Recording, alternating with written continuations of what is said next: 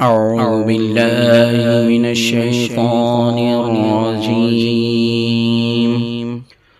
بسم الله الرحمن الرحيم. لا أقسم بهذا البلد وأنت حل بهذا البلد ووالد وما ولد. لقد خلقنا الإنسان في كبد. أيحسب أن لن يقدر عليه أحد.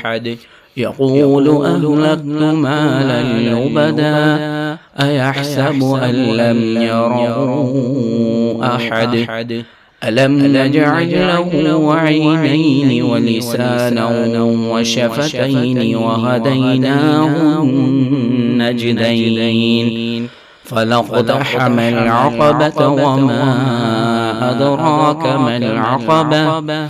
فك رقبة أو إطعام في يوم ذي مسغبة.